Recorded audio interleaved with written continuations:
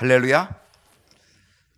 네, 오늘 많이 오셨네요. 네, 감사합니다. 세월이 많이 지나가고 있습니다. 봄을 기다리는 3월이죠. 봄을 맞이하는 3월. 봄의 기온이 조금씩 느껴지기도 하는 아주 참 좋은 계절을 우리가 맞이하지만, 그런데 아직도 이 코로나 상황이 우리의 발목을 잡고 있는 것을 보게 됩니다. 10월이 벌써 3월 달로 가고요. 한 달 한 달이 얼마나 빠르게 가는지 모릅니다. 오늘 3월의 첫 주일, 또 사순절 세 번째 주일, 주님 앞에 예배드리는 우리 모든 식구들, 또 온라인으로 참여하고 계신 우리 모든 성도님들, 주님의 이름으로 환영하고 축복합니다. 함께 또 예배드릴 수 있는 길이 그래도 더 쉽게 열려졌으니까 또 함께 오셔서 예배 현장에서 하나님께 영광을 더 돌리는 그러한 일들이 있었으면 좋겠습니다. 여러분, 1976년 몬트리올 올림픽에 체조 여왕이 탄생했습니다. 루마니아의 코마네치라고 하는 아주 조그만 만 14살짜리였죠. 그 당시 제가 인터넷 보니까 61년생이더라고요. 올해 회갑이네요. 그런데 76년 14살, 만 14살, 한국 나이로는 16살 되었을 때에 1970년 몬트리올 올림픽에서 금메달을 따내죠. 그리고 4년 뒤에 1980년 모스크바 올림픽에서도 역시 금메달을 연속으로 따내서 체조 여왕으로 등극한 코마네치를 여러분이 알고 계실 겁니다. 이 코마네치를 지도한 코치가 있는데, 그 코치가 벨라 카롤리라고 하는 그러한 코치이죠. 얼마나 잘 가르쳤는지 이 코마네치가 10점 만점에 10점을 받은 사람은 없어요. 코마네치가 처음이에요. 처음 10점 만점 받았어요. 그것도 몇 번 받았어? 한 번이 아니라 7번 받았어요. 10점 만점을 7번 받은 사람, 아마 전무후무한 그런 기록이라고 생각이 됩니다. 이 코마네치를 가르쳤던 이 코치 벨라 카롤리가 후에 미국으로 망명을 하게 됩니다. 그리고 미국의 체조 선수 300명을 길러내는 세계적인 체조 코치가 됩니다. 이 카롤리가 미국의 체조 선수들을 또 훈련시키고 또 모든 자기 제자들을 훈련시킬 때에 3가지 조건을 요구한다 그래요. 그 첫 번째 조건은 개인적인 안일함을 포기해라. 개인적인 편안함을 포기해라. 그리고 코치의 훈련 방향에 절대적으로 순종해라 라고 하는 거죠. 두 번째는 모든 생활에서 체조가 제1순위다. 체조보다 앞선 거 안 된다. 체조가 1순위 되게끔 하라. 그리고 지나간 모든 복잡한 생각을 정리하고 깨끗한 마음으로 체조에만 헌신해라. 이렇게 3가지를 요구한다는 것입니다. 그리고 이 3가지의 조건에 전적으로 순종한 사람들이 결국 유명한 체조 선수가 되었다는 것입니다. 저는 이것을 오늘 우리들에게 적용해 보면 어떨까, 이런 생각을 가져봅니다. 우리 그리스도인들이 신앙생활 할 때도 이러한 자세가 필요하지 않을까라는 생각을 해보는 것입니다. 그러면 주님께 인정받지 않을까, 주님께 칭찬받는 성도가 될 수 있지 않을까, 그리고 그리스도의 제자가 될 수 있지 않을까라고 하는 그런 생각을 가져보는 것입니다. 여러분, 성경에 보면요, 예수님을 따르던 사람들은 수많은 사람입니다. 몇 명 정도 여러분 예수님 따랐을 것 같아요?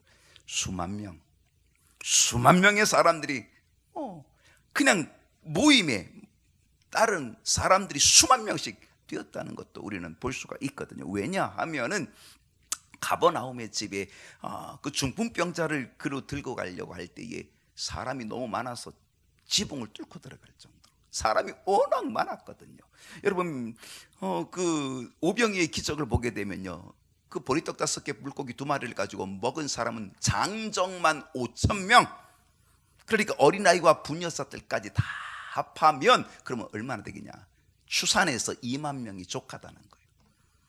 그러니까 예수님을 따랐던 무리들은요, 보통 무리가 아닙니다. 굉장히 많은 사람들이 예수님을 따랐다는 거예요. 그런데 여러분, 모두 다 예수님 제자입니까? 제자였습니까? 아닙니다. 제자로 부름받은 사람은 12명, 조금 더 확장하면 70명 전도대, 소수에 불과합니다. 수만 명의 사람에 비하면 이 12명과 70명은 소수에 불과하죠. 여러분, 지금도 교회 안에 수많은 사람들이 있습니다. 수많은 사람들이 아직 코로나지만 아직도 수많은 사람들이 교회에 있어요. 근데 여러분, 그들 모두가 제자일까요? 여러분에게 묻고 싶습니다. 여러분, 제자이십니까? 오늘 주제는요, 당신은 제자입니까? 이것이 오늘 주제입니다. 여러분, 중요한 것은요, 주님을 따르는 무리가 얼마나 많으냐, 이것보다도 정말로 헌신된 제자들이 얼마나 많으냐가 중요한 거예요. 무리가 많은 게 중요한 게 아니에요. 제자가 얼마가 되느냐, 이게 중요한 거죠. 하나님은요, 겁장이 32,000명이 아니라 기드온의 300용사, 겁장이 32,000명, 아무리 숫자가 많아도 32,000명, 그들을 하나님이 쓰지 않아요. 기드온과 300용사처럼 헌신된 제자들을 하나님이 사용하기를 원하시는 거, 기뻐하시는 거죠. 여러분, 제자입니까? 아니면은 예수님의 주변에서, 그냥 교회 주변에서만 맴도는 무리들입니까? 그저 따라다닌다고 제자가 아닌 거죠. 스스로 내가 제자라고 해서 제자가 되는 것도 아닌 거죠. 그렇다고 한다면 어떻게 해야 제자가 될 수 있을까? 어떻게 해야? 오늘 본문이 그 답을 우리에게 가르쳐 주는 거예요. 오늘 본문 내용이 뭔지 아십니까? 예수님께서 예루살렘으로 올라갈 때가 가까이 왔어요. 그래서 자기 제자들을, 사람들을 먼저 사마리아 지방으로 보내셨어요. 그 당시 유대인들과 사마리아 사람들의 관계는 좋지 않아요. 왜냐하면 유대인들은 혈통을 중요하게 여겨요. 근데 사마리아 사람들은 어떤 사람들이에요? 어떤 민족이에요? 혼혈 민족이에요. 유대인이 이방의 사람과 결혼을 해가지고, 그래서 자녀들을 낳아서 혼혈 민족, 그게 사마리아 사람이에요. 그러니까 반쪽 유대인. 유대인의 피가 흐르긴 흐르는데 반만 흐르는 거예요. 그러니까 유대인들은요, 민족의 자존심이 세잖아요. 혈통을 중요하게 여기잖아요. 그러니까 자존심, 그 민족적 자존심과 혈통을 배반한 반쪽 유대인, 그 혼혈족, 그들을 아주 멸시해. 그러다 보니까 이 사마리아 사람과 그리고 이 유대인들과는 갈등이 생기고, 그리고 충돌이 일어나게 된 거죠. 좋지 않은 관계가 된 거죠. 그런 이유 때문에 예수님께서 예루살렘으로 올라가려고 할 때 사마리아 땅을 지나가려고 하는데, 그래서 사람을 먼저 보낸 거예요. 제자들을 먼저 보낸 거예요. 우리가 잘 갈 수 있도록 그들과 좀 타협을 해라, 그런 얘기겠죠. 근데 그들이 거부했어요. 못 간다. 예수님은 사마리아 사람들과 가까이 하려고 했어요. 그들을 존중해줘서, 그래서 자기 제자들을 미리 보내가지고 통행 허락을 받아내려고 했어요. 근데 거절당한 거예요. 제자들이 화가 났어요. 왜 화가 났어요? 사람 대접해 주신 예수님을 무시했다. 너희들을 존중해서 지금 우리들까지 왔고, 너희들 존중해서 지금 우리 예수님이 사람을 보내서 뭔가 타협점을 하고, 그래서 좀 길을 열어달라고 그렇게 너희들을 존중해 줌에도 불구하고 너희들이 길을 막아 못 간다고 해? 화가 나는 거죠. 왜 화가 났을까요? 이제 먼 길을 돌아서 가려니까 화가 나는 거죠. 더더욱 화가 난 것이 뭔지 아십니까? 이것들이 우리 주님을, 예수님을, 우리 주님을, 이것들이 감히 우리 주님이 누구신데, 지금 예루살렘에 가는 거 왜 가는데, 지금 왕 되려고 가는데 이 주님을 너희들이 감히 알아보지도 못하고 우리 주님, 왕 되실 우리 주님의 요청을 거절해? 그 화가 난 거죠. 실상 제자들은요, 예수님이 예루살렘으로 가시는 것을 그들은 어떻게 생각한 거예요? 이제 우리 주님이 왕 되시기 위해서 올라간다. 왕 되시기에서 이제 예루살렘 입성한다. 왕 되시기에서 예루살렘 가는구나 라고 이렇게 생각을 한 거예요. 그러니까 이 제자들은 무척 들떠 있는 거예요. 무척 기대감이 있는 거예요. 왜? 이제 우리 주님이 왕 되러 가시니까 우리 벼슬자리 하나씩 해먹을 수 있겠다라고 하는 그런 들뜸, 기대가 있었던 거죠. 근데 별것도 아닌 천대받는, 멸시받는 저 사마리아 민족들이 우리들의 가는 길을, 우리 주님이 왕 되실 우리 주님이 가는 길을, 그리고 우리들이 다 장관 될 자리인데 우리들이 가는 길을 막아 초를 치고 있어? 화가 나는 거죠. 얼마나 화가 났던지요.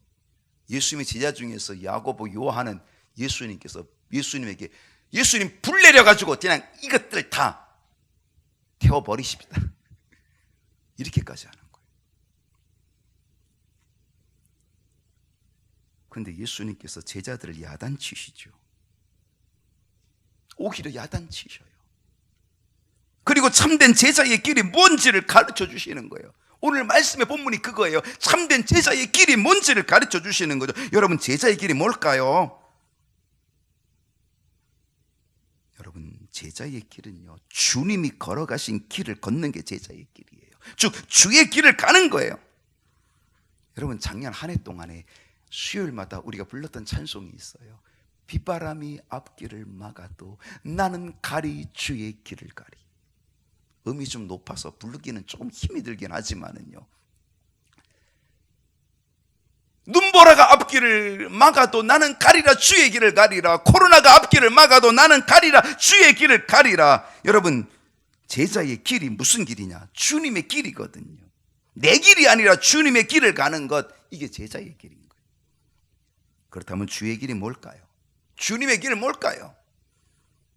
누가복음 9장 51절을 볼게요. 예수께서 승천하실 기약이 차감해 예루살렘을 향하여 올라가시기로 굳게 결심하시고, 누가 결심한 거예요? 주님이 결심하신 거예요. 때가 됐어요. 이제는 승천하실 기약이 차가요. 때가 됐어요. 그래서 예루살렘에 올라갈 때가 됐어요. 예루살렘을 향하여 올라가시기로 주님이 굳게 결심하셨다. 굳게 결심하셨다. 여러분, 주의 길이 뭘까? 주님의 길은요, 예루살렘을 향하여 가는 게 주님의 길이에요. 오늘 다 티켓 끊으십시다. 예루살렘 가는 비행기 티켓 다 끊으십시다. 그런 뜻은 아니죠. 여러분, 주의 길은 예루살렘을 향하여 가는 길입니다. 여러분, 예루살렘을 가는 이 길이 무슨 길일까요? 이게 십자가를 지는 길이에요. 주님이 왜 예루살렘에 왜 가시는 거예요? 십자가 지시러 예루살렘으로 가시는 거예요. 예수님이 이 예루살렘으로 올라가는 이 길을 어떻게 했다고요?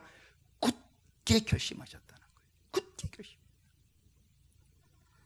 왜 그렇습니까? 그 길이 힘든 길임을 주님이 아신 겁니다. 그 길이 외로운 길임을 아신 겁니다. 그 길이 고통의 길임을 아신 겁니다. 그럼에도 불구하고 예수님은 그 길을 가시기로 뭐한 거예요? 굳게 결심하셨다는 거예요. 여러분, 주님의 제자가 되려면 우리는 이 결심으로 이 길을 가야 될 줄로 믿습니다. 어떤 환난이나 어떤 핍박이나 어떤 유혹이나 어떤 고난이 우리에게 있다 할지라도, 비바람이 앞길을 막는다 할지라도 우리는 이 길을 가는 것, 이것이 바로 뭐예요? 이게 그리스도의 제자라고 하는 거죠. 제자의 길이 되는 것이죠. 오늘 본문이 이 제자의 길을 어떻게 걸어가야 되는지를 우리에게 구체적으로 가르쳐주고 있습니다. 오늘 본문에 보면 세 사람이 나와요. 세 사람. 그 뒷부분에 세 사람이 나오는데, 제가 오늘 여러분에게 이 제자의 길이 어떤 길인지를 세 가지를 여러분에게 이야기하려고 합니다. 무엇일까요? 제자가 되려면 희생과 수고를 각오해야 됩니다. 희생과 수고를 각오해야 됩니다. 제가 여러분에게 가끔 이야기할 때가 있습니다. 그리고 제가 언젠가 얘기한 적도 있습니다. 참 요즘 쉽게 부르지 못할 찬송이 하나 있다. 그 찬송이 뭔지 아십니까? 323장입니다. 옛날에 355장이었죠. 푸른 바다 나선이 몸. 근데 뭐야? 어디든지 가긴 뭐 어디든지 가. 자기 맘대로 가고 골라가고 그러지. 뭘 어디든지 어디든지 가요. 여러분, 그 찬송 제대로 부를 수 있겠나요? 우리 신학교 때는 진짜 많이 불렀어요. 근데 지금 부르기 못해요. 부르기 진짜 쉽지 않더라고요. 너무 양심에 찔려요. 괴로우나 즐거우나 주만 따라가오리니. 뭐 괴로우나 즐거우나? 아이고, 기분 좋으면 가고 기분 나쁘면 때려치고 안 가고.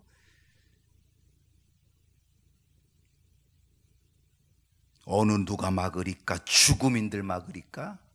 막아줬으면 좋겠다 그러지. 여러분, 이 찬송 우리 제대로 부를 수 있을까요? 정말 우리가 가는 길 쉬운 길이 아니에요. 어디든지 가오리다 아니에요. 골라 가오리다. 우리들의 신앙의 변질 아니겠습니까? 안일함, 나태한 모습 아니겠습니까?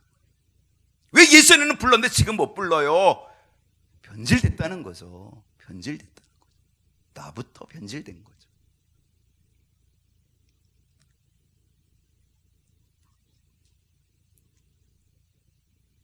오늘 첫 번째 사람이 주님께 이런 말을 합니다. 57절을 볼게요. 길 가실 때에 어떤 사람이, 이 첫 번째 사람이에요. 어떤 사람이 여짜오되, 주님께 여짜오되 어디로 가시든지 나는 따르리이다. 주님 어디로 가시든지 나는 따르리이다. 아골골짝 빈들에도 따르리이다. 어디를 가시든지 내가 주님을 따르리이다. 여러분, 이게 얼마나 멋진 말입니까? 얼마나 기특한 말입니까? 아골골짝 빈들에도 소돔 같은 거리에도 복음 들고 가겠나이다. 이거 얼마나 기가 막힌 말입니까? 여러분, 이 말을 들었을 때 주님이, 야, 대단하다. 야, 너 정말 기가 막히다. 나 따를 수 있겠니? 진짜 따르려고 하니 얼마나 좋으냐라고 그렇게 아마 그를 칭찬해 줘야 될 텐데, 주님 고마워하셔야 될 텐데, 근데 오히려 주님 뭐라고 말씀하셨는지 아세요? 여우도 굴이 있고 공중에 나는 새도 집이 있건만 인자는 나는 머리 둘 곳이 없다. 나는 머리 둘 곳조차 없다. 여러분, 이 말을 잘 생각해 보세요. 그 말이 뭔지요? 너 나 따라오면 콩고물 떨어질 것처럼 생각해서 나 따라올라 그러지? 나는 머리 둘 곳조차 없어. 공중에 새도 집이 있어. 여우도 굴이 있어. 나는 그런 굴도 없고 집도 없어. 그래도 나 따라올래? 왜 예수님이 이런 말씀하셨을까요? 예수님을 쫓겠다라고 하는 그 사람의 마음을 주님은 지금 이미 읽고 계신 거예요. 그 사람의 마음이 이미 틀렸기 때문이에요. 이 사람 역시 제 아들과 다를 바가 없어요. 여러분, 제 아들의 마음이 어떤 거예요? 아, 우리 주님이 지금 결심하고 예루살렘으로 가. 이제는 결심하고, 아, 왕이 되려고 하시는구나. 우리 한 자리 차지하겠다. 우리 장관 자리 차지하겠다. 그래서 그들이 늘 가면서 뭐라 그래? 싸워요. 누가 더 높냐? 누가 더 높냐? 이거 갖고 싸웠거든요. 길 가면서. 그게 바로 예루살렘으로 올라가면서 싸운 거예요. 누가 더 높은 자리 차지할까? 이 쟤들과 별반 다르지 않은 바로 이 사람, 이 첫 번째 사람. 그래서 예수님이 예루살렘 가시는 것은 그 목적이 왕이 되기 위한 것으로 생각을 한 거예요. 그래서 예수님을 쫓겠다라고 하는 건 뭐예요? 예수님을 요 기회에 쫓아서 한 자리 차지해야 되겠다. 주님 따르면 콩고물 떨어지겠다라고 하는 기대감을 가지고 여짜오되 어디로 가시든지 나는 따르리이다. 아주 약삭 빠른 거죠. 여러분, 왜 주님을 따르십니까?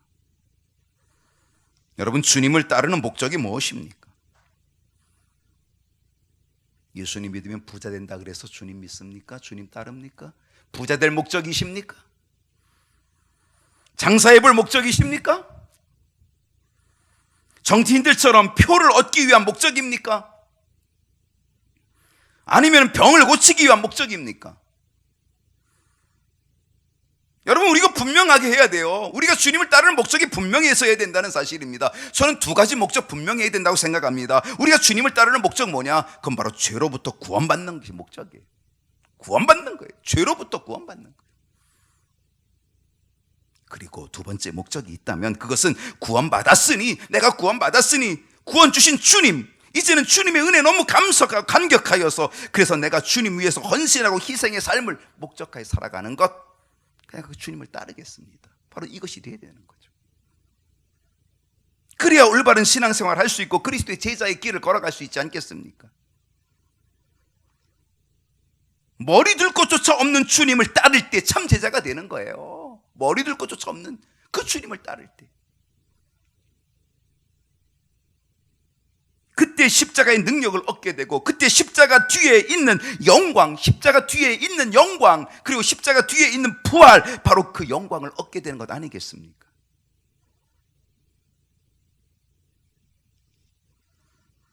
여러분, 제자가 되려면 어떻게 해야 할까요?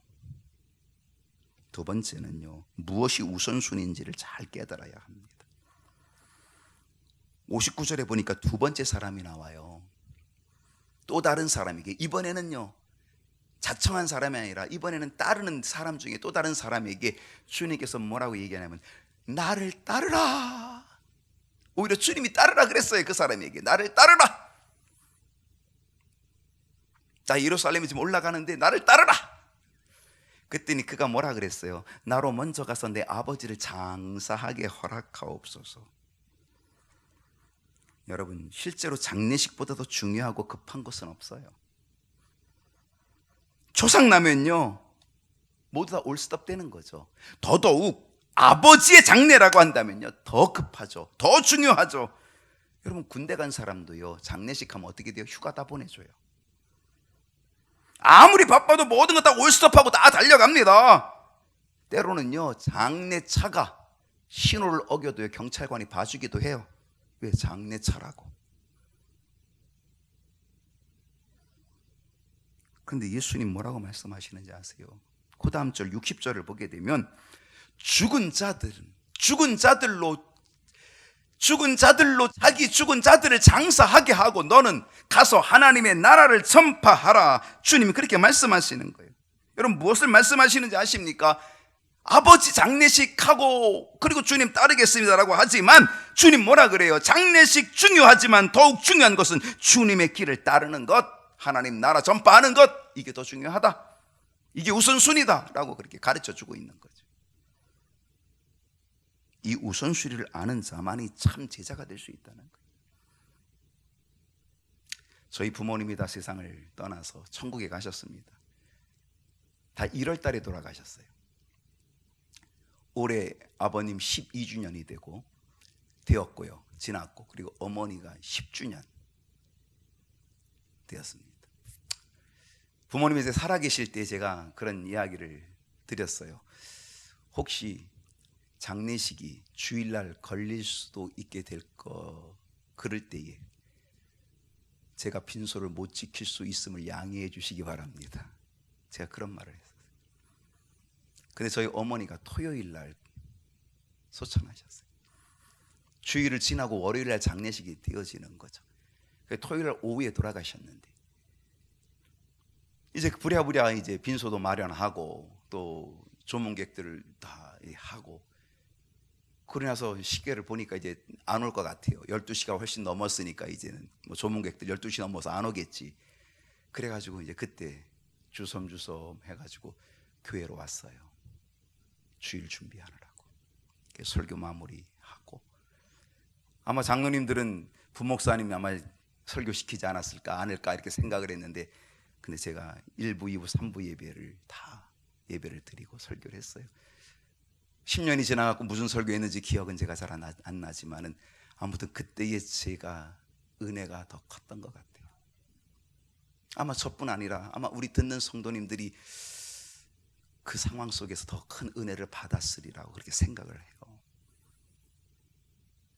근데 저보다 더한 친구가 하나 있었어요.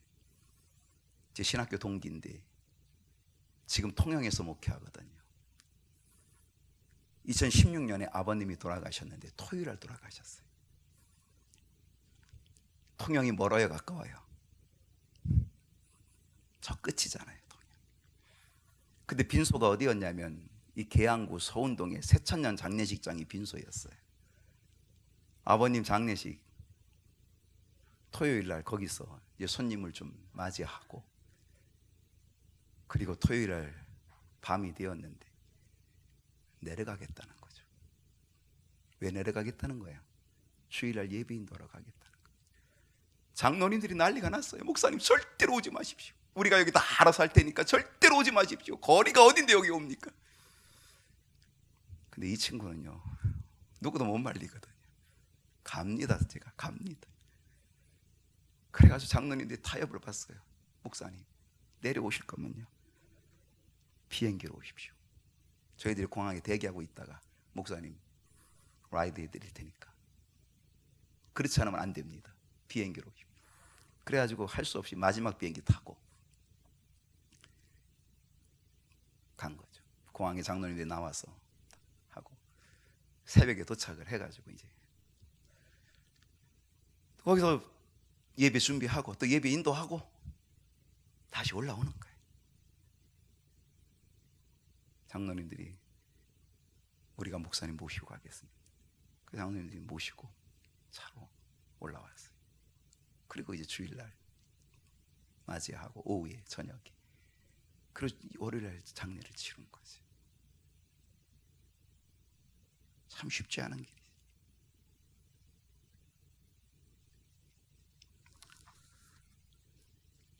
성경학자들은 이런 얘기를 해요.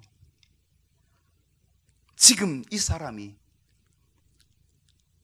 아버지 장례식을 치르고 제가 주님을 따르겠다라고 하는 이 말은, 이 사람은 지금 아버지가 죽은 게 아니라는 거예요. 앞으로 아버지가 죽게 되면 그때 장사 지내고 장례 치르고 나서 그 뒤에 주님을 따르겠다라고 하는 그런 얘기라는 거예요. 아직도 죽지 않은 아버지를 핑계대어서 주님을 따르는 일을 이 사람은 미루고 있다는 거죠. 주의 제자가 되는 걸 미루고 있다는 거죠. 여러분, 무엇을 핑계대어서 여러분은 주님의 제자가 되는 것, 주님을 따르는 것을 여러분 미루고 계십니까? 돈 벌고 나서?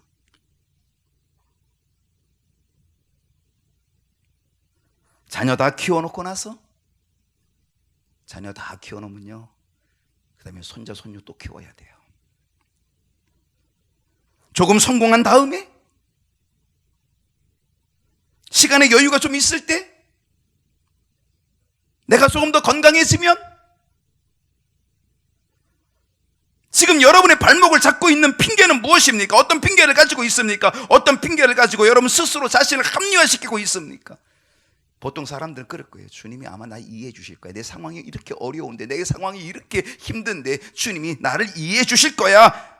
그러니까 나는 괜찮아 라고 여러분 스스로를 합리화하고 있는 것은 아닐까요? 우선순위를 바꾸지 마십시오. 우선순위를 잃어버리지 마십시오. 사탄은 늘 우리에게 핑계거리를 가져다 줍니다. 핑계거리를. 예배보다, 예배 드리는 것보다 세상의 일이 더 중요하면 안 됩니다. 우선순위 바뀌면 안 돼요. 주일 지키는 것보다 결혼식 참석하고 계모임 가는 것, 이것이 더 중요하면 안 된다, 그런 얘기지요. 그런 사람은 교인은 될 수 있지만 그런 사람은 제자가 되긴 어렵습니다. 참된 제자는요, 주님을 가장 우선순위에 두는 사람. 여러분, 우리가 제자가 되기 위해서 그렇게 될 수 있기를 축복합니다. 세 번째 사람입니다. 제자가 되려면 어떻게 해야 할까요? 누가 더 중요한지를 잘 깨달아야 합니다. 누가 더 중요한지.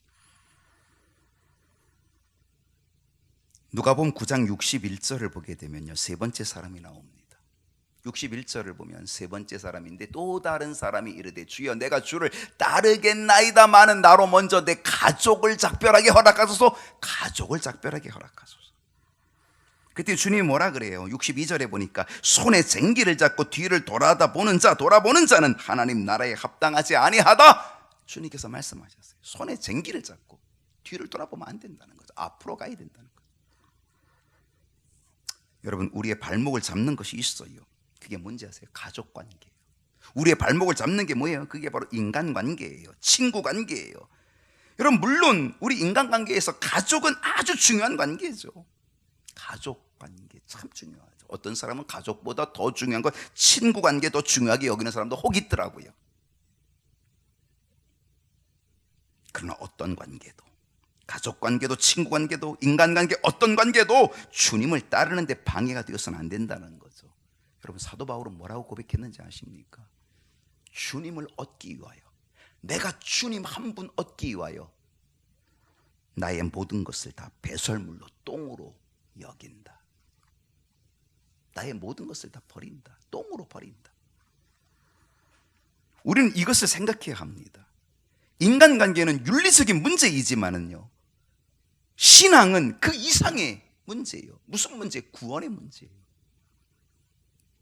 여러분, 윤리적인 문제 필요하지만, 그러나 이 윤리적인 문제보다 더 큰 문제는 구원의 문제라고 하는 거죠.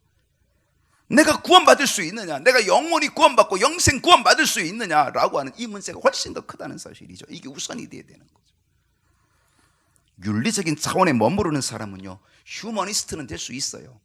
인간주의자, 인본주의자 될 수 있어요. 그러나 그 사람은, 하나님의 사람은 되기가 어려운 거죠. 사람들에게는 칭찬 듣는 사람이 될 수 있을런지는 몰라도 하나님께 칭찬 듣는 사람은 되기가 어려운 거죠. 주님은요, 가족을 하나님보다 더 사랑하면 내게 합당치 않다고 주님 그렇게 말씀하셨거든요. 주님이 이기적이라고 생각하시죠? 그렇게 보여요. 이기적으로 보여요. 오죽하면 하나님께서는 나는 질투하는 하나님이라 그랬거든요. 질투하는 하나님. 그러니까 하나님이 얼마나 이기적인지 우리가 알 수 있죠. 질투하는 하나님이라 그래요. 아직도 많은 사람들이 윤리적인 차원에 머물러 있다는 거죠. 결혼식, 제사, 백일집, 돌집, 계모임, 등산, 낚시, 조기축구. 결국 그렇게 된다면요, 제자의 길로 나아갈 수 없다는 사실이죠. 더욱 무서운 것은요, 마귀가 그것을 이용하고 있다는 거예요. 마귀는요, 가장 가까운 사람을 통해서 역사합니다. 왜 그런지 아십니까? 엄청난 효과가 있거든요. 가장 가까운 사람에게 엄청난 효과가 있거든요. 그래서 그를 활용해요. 그게 뭐예요? 그게 바로 인간관계, 가족관계. 가장 가까운 가족관계를 통해서 마귀는요, 나를 시험하거든요. 예수님께서 이렇게 말씀하세요. 사람의 원수가 자기 집안 식구다. 사람의 원수가 자기 집안 식구래요.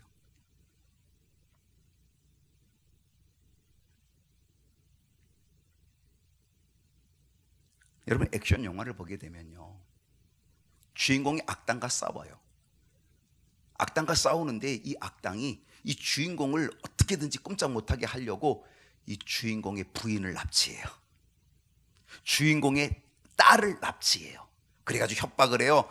너 우리 말 듣지 않으면 네 부인을 죽인다, 네 딸을 죽인다. 그리고 탁 납치해가지고 묶어두고, 그러면 이 주인공이 또 기발나게 해가지고, 그래서 그들과 싸워가지고 결국은 아내를 구해내고 또 딸을 구해내고, 그리고 짠 하고 끝나는 거예요. 해피엔딩으로. 주인공의 발목을 잡는데 이 악당들이 활용하는 게 뭔지 아십니까? 그게 가족관계예요. 그래서 부인을 납치하고 딸을 납치해서 그 주인공을 꼼짝 못하게 하려고 하지요. 마귀도 마찬가지입니다. 가족을 통해 발목을 잡습니다. 가족을 통해 주의 길을, 제자의 길을 가는 그 우리의 길을 발목 잡게 만들어 버린다는 사실이죠. 여러분, 하나님께서 아브라함을 시험할 때 뭐로 시험하셨는지 아십니까? 하나님이 아브라함을 시험할 때 뭐로 시험하셨어요? 가족을 통해 시험하셨어요. 그것도 100세에 얻은 아들. 100세에 얻은 아들, 외아들. 그 아들을 통하여서 그 아들을 모리아산에 태워서 번제로 갖다 바치라는 거예요. 사랑하는 아들을 죽여버리라는 거예요. 그리고 나에게 바치라, 그런 얘기예요. 그것이 바로 하나님을 사랑하는, 사랑을 확인하는 가장 좋은 방법이었다는 거죠. 하나님이 그런 시험을 하신 거예요. 아브라함이 어떻게 합니까? 아침 일찍 일어나서 모리아산으로 아들 데리고 떠납니다. 왜 아침 일찍 일어났을까요? 미적미적 되면은요, 시험 들까봐. 그래서 아침 일찍 일어난 거예요. 그리고 아침 일찍 일어나서 자기 부인하고 상의도 하지 않고, 왜 상의하면은 이 영감이 노망 들었다고 그럴까봐. 그래서 부인하고 상의도 하지 않고 그냥 아들 데리고 모리아산으로 그냥 무작정 떠난 거죠.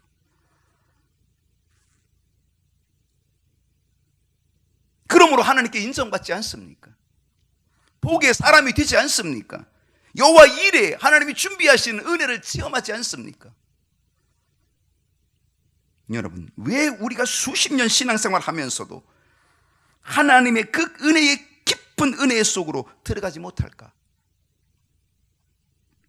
수십 년을 믿어도 왜 우리가 주님의 제자가 되지 못하고 지금 늘 발목 잡히고 있는 것일까? 여러분, 여러분의 발목을 무엇이 잡고 있나요? 이제 우리는 그를 끊어내야 됩니다. 나 발목 잡고 있는 바로 그걸 끊어내야 될 때 우리는 진짜 예루살렘으로 올라갈 수 있게 되고 주의 길을 걸어갈 수 있게 된다는 사실이죠. 여러분, 주님이 결심하셔서 뭘 결심하셨다고요? 예루살렘으로 올라갈 것을 굳게 결심하셨어요. 십자가를 지러 가기를 굳게 결심하시고 결단하고 나아갔다는 거죠. 바로 우리가 주의 길을 걸어간다는 건 바로 그 길을 걸어가는 거예요. 결단하고 끊어내고 그 길을 걸어갈 때 비로소 우리는 주님의 제자 될 수 있다는 사실이죠. 여러분, 제자이십니까? 기도하시겠습니다.